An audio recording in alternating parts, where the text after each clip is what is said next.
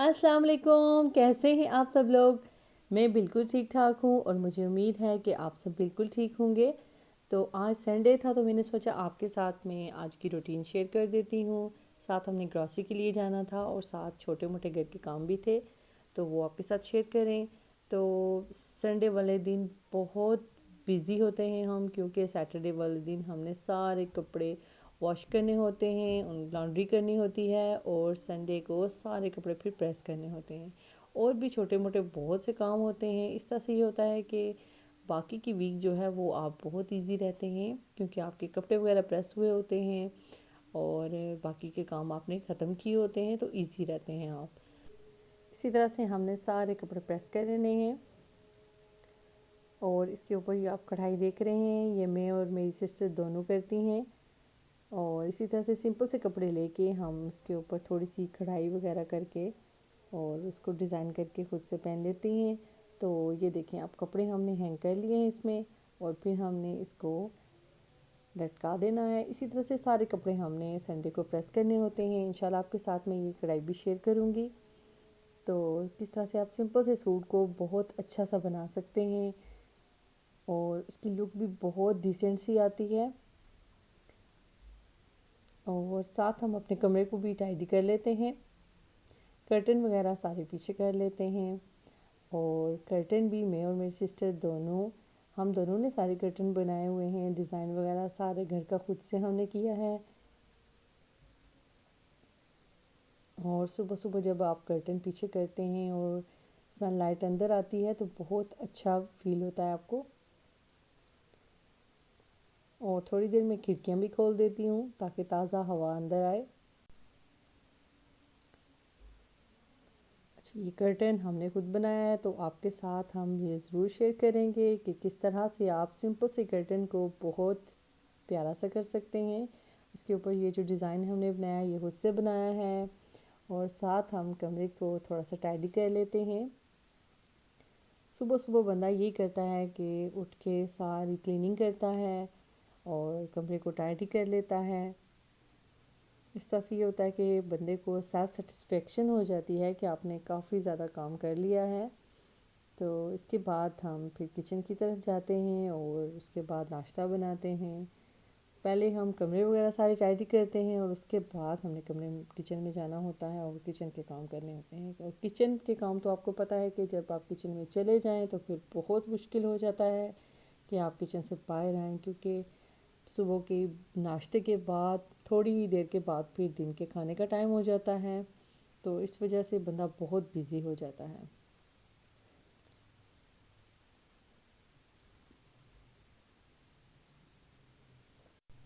इसके बाद हमें जाना है शॉपिंग के लिए, मैंने और मेरी मामा ने।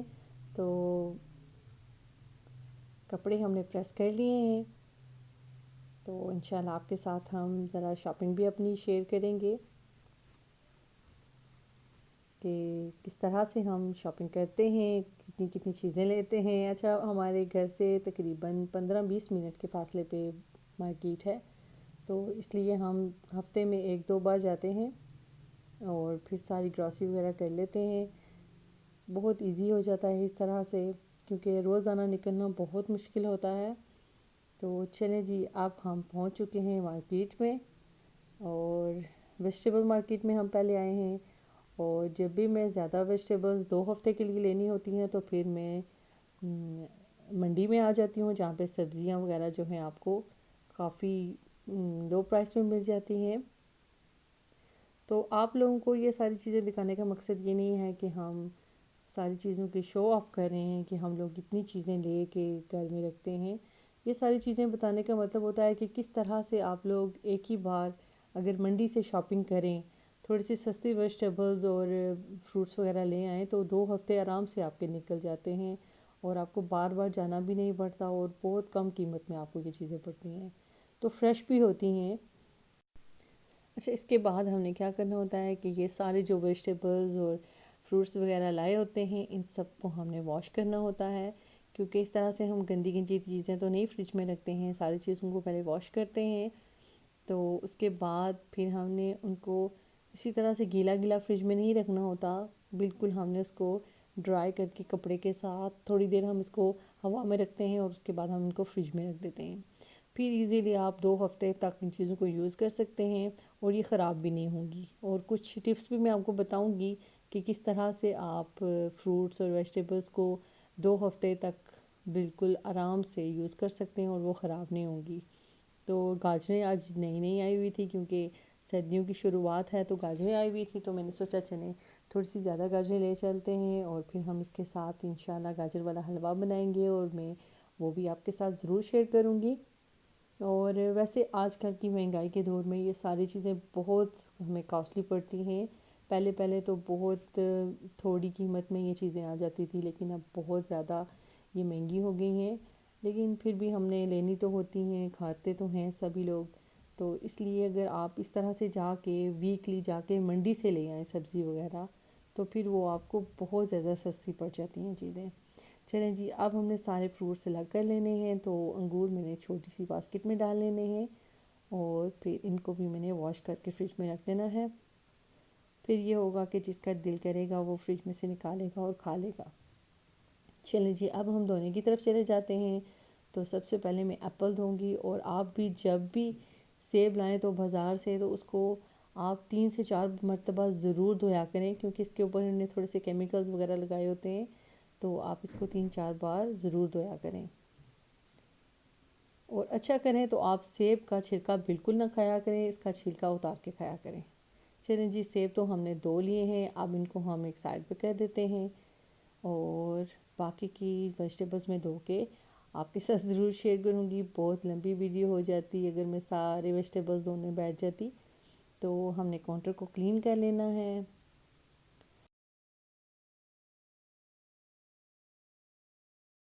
आपके साथ में 2-3 टिप्स शेयर करती हूँ कि किस तरह से आप बंद गोभी को 2 हफ्ते तक यूज़ कर सकते हैं और इसको फंगी भी नहीं लगेगी। तो आपने क्या करना है कि इसके ऊपर वाले 2-3 जो पत्ते हैं वो आपने उतार देने हैं, क्योंकि ये ज़्यादातर ख़राब हुए होते हैं जब हम लाते हैं बाज़ार से, तो इसके ऊपर काफ़ी गंद सा लगा होता है। तो आप इसके 2-3 पत्ते ऊपर से उतार दें और फिर आपने इसके ऊपर इस तरह से सैंडविच पेपर चढ़ा देना है। इस तरह से ये होगा कि इसको फंगी भी नहीं लगेगी और बिल्कुल ये इसी तरह से फ्रेश रहेगी। क्योंकि वैसे भी हमने जो बंद गोभी है इसको इतना ज़्यादा तो यूज़ करना नहीं होता है, सैलड के तौर पे हम इसको थोड़ा थोड़ा यूज़ करते हैं। तो इसलिए हम 2 हफ्ते आराम से इसको यूज़ कर सकते हैं। और इसी तरह से हमने जो फूल गोभी है उसको भी हम इसी तरह से सैंडविच पेपर चढ़ा के रख सकते हैं, क्योंकि हम जब जाते हैं तो हम यही कहते हैं कि चले 2 हफ्ते की सब्ज़ियाँ वगैरह ले आएँ और आराम से हमने ये सब्ज़ियाँ खानी है। तो इस तरह से इसकी ये जो ऊपर वाली डंडियाँ सी हैं ये वाली आप उतार दें इसकी, और इनको तो हमने फेंक देना है। अच्छा, हम लोग कंट्री साइड पे रहते हैं और यहाँ पे मेरी अम्मी क्या करती हैं कि जितने भी ये छिलके वगैरह होते हैं चीज़ों के, ये सारे अम्मी हमें बिन में नहीं फेंकने देती। वो कहती हैं कि ये किसी बकरी वाले को दे देंगे। और तो हम लोग क्या करते हैं कि एक बैग में डाल के तो रख देते हैं, तो वो जिनको हमने बताया हुआ है वो आके ले जाते हैं। तो आप लोग भी इसी तरह किया करें कि अगर आपके मोहल्ले में किसी के पास बकरी वगैरह है तो आप ये सारे छिलके उसको दे दिया करें, ताकि उनकी बकरी खा ले और उसका पेट भी भर जाए। तो चलें जी, अब इसके ऊपर हमने सैंडविच पेपर चढ़ा देना है। और ये जो गोभी के पीछे डंडी सी लगी होती है ये मैं काटती नहीं हूँ, क्योंकि मेरी भतीजी को ये बहुत ज़्यादा पसंद है खाने में। और मैं क्या करती हूँ इसको इसके साथ ही रहने देती हूँ, और जब हम गोभी बनाते हैं तो मैं ये काट के उसको दे देती हूँ, वो इसी तरह से इसको कच्चा ही खा लेती है। चलें जी, अब हमने ये सारा काउंटर क्लीन कर लेना है और इसके बाद हमने केले जो हैं वो सेव कर लेने हैं। तो ये छोटी छोटी सी टिप्स होती हैं जो कि बहुत ज़रूरी होती हैं और हमें पता नहीं होती, क्योंकि हम केले आपको पता है कि रखते हैं किचन में और 2 दिन में वो काले से पड़ जाते हैं और ख़राब हो जाते हैं। अगर आप लोग भी ये टिप आजमाएंगे तो इंशाल्लाह आपके केले भी ख़राब नहीं होंगे। तो इस तरह से आपने ये जो ऊपर वाली साइड होती है इसके ऊपर आपने सैंडविच पेपर चढ़ा देना है, अच्छे से टाइट करके इसको ऊपर चढ़ा दें और बाकी के केले के ऊपर भी हमने इसी तरह से चढ़ा देना है। तो इस तरह से ये पूरा हफ्ता केले ख़राब नहीं होंगे और ना ही ये काले से पड़ेंगे। तो आई होप आपको ये टिप बहुत अच्छी लगी होगी, और आप लोग ज़रूर इसको ट्राई करें। ये देखें, इस तरह से आपने इसको चढ़ा के रख देना है, क्योंकि हमने ये फ्रिज में तो रखने नहीं होते, बाहर रखने होते हैं, तो इस तरह से ये ख़राब नहीं होंगे। और गोभी हमने फ्रिज में रख देनी है। और इसके बाद बारी आ जाती है जी धनिया की। तो धनिया आज हमें बहुत फ्रेश मिला है, तो बहुत ज़्यादा साफ़ भी है। वैसे तो मैं इसको बिल्कुल साफ़ करके रखती हूँ, इसमें से जो पीले पीले पत्ते होते हैं वो मैं इसमें से निकाल देती हूँ, लेकिन ये बहुत फ्रेश धनिया था।